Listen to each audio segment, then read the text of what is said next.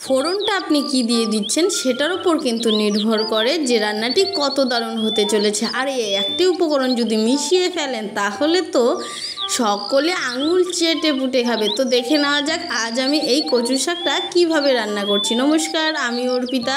চলো আজকে সকালের ভিউটাও তোমাদের সাথে একটু শেয়ার করি।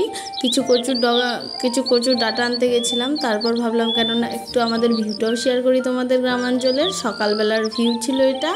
দেখো এত সুন্দর কুয়াশা পড়ছে, সাথে একটু হালকা রোদ, দারুণ লাগছিল কিন্তু, এর জন্য একটু ক্যামেরাবন্দি করে নিলাম। তারপর দেখো কিছু কালো কচুর কিন্তু ডাটা নিয়ে এসছি। কালো কচুর নাকি বেশি ভিটামিন, খেতে উপকারীও বেশি, তাই কালো কচুরটাই নিয়েছি। আপনারা চাইলে যে কোনো কচুর ডাঁটাই নিতে পারেন। তারপর ভালো করে কেটে কুটে আমি প্রেসারে দিয়ে দিচ্ছি। প্রেসারে সময়ও কম লাগে আর একদম নরম তুলতুলে হয়ে যায় সেদ্ধ হয়ে। সে তো কড়াইও হয়, কিন্তু এভাবে তাড়াতাড়ি হয়। যাদের তাড়া আছে তারা এইভাবে করবেন। আর এদিকে নিয়েছি আমি ইলিশ মাছের মাথি, ভালো করে ভিতরের কানকোগুলো পরিষ্কার করে নিয়ে নুন হলুদ মাখিয়ে নিচ্ছি। এগুলোকে নুন হলুদ মাখিয়ে কিছুক্ষণ রেখে দিতে পারেন বা সাথে সাথে ভেজেও নিতে পারেন। ভালো করে মাখিয়ে নিলাম উল্টে পাল্টে।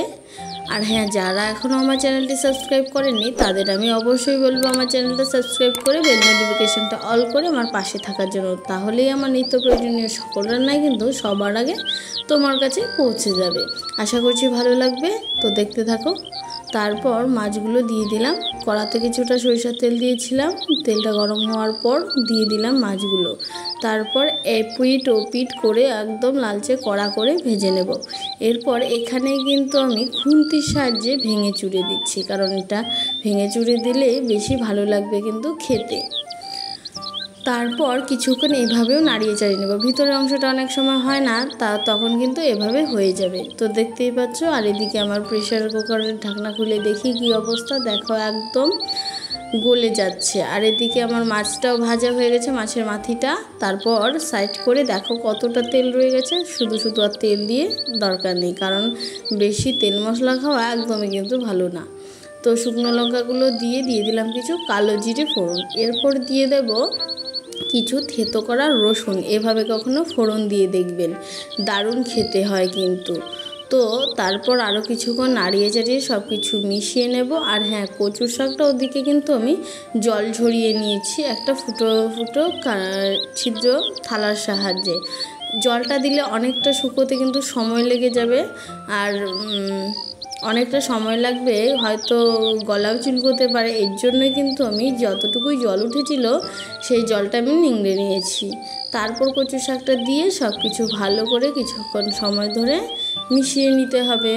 এভাবে কখনো কচু শাক করে দেখবে। এই কচু শাকটা আমার ছেলে তোজোর তো ভীষণই পছন্দ। তো তোমরাও কখনো ট্রাই করবে, আশা করছি ভালো লাগবে। আর উনুনের আঁচটা কিন্তু আমি এখন হালকা রেখেছি। এখন এখানে বসে থেকে কাজ নেই, শুধু নাড়তে হবে কিছুক্ষণ সময় পর পর। তাই আমি এভাবে রেখে অন্য কাজ করতে চলে যাই। তারপর এসে আবার কিছুক্ষণ নেড়ে চেড়ে মিশিয়ে নিই। এভাবে কিন্তু অনেকটা সময় লেগে যায়, ঘন্টা দেড়েকের মতো তো আমার লেগেই যায়। না হলে যতক্ষণ না কচু শাকটা একদম শুকনো হয়ে যাবে ততক্ষণ কিন্তু এর স্বাদটা ঠিক আসবে না। তাই যতটা পারবেন একদম শুকিয়ে নেবেন, জলটা গলাও চুলকবে না, খেতেও লাগবে অসাধারণ। তারপরে দেখুন নাড়তে নাড়তে কতটা শুকিয়ে এসছে, একদম কড়াইয়ের গা থেকে ছেড়ে আসছে।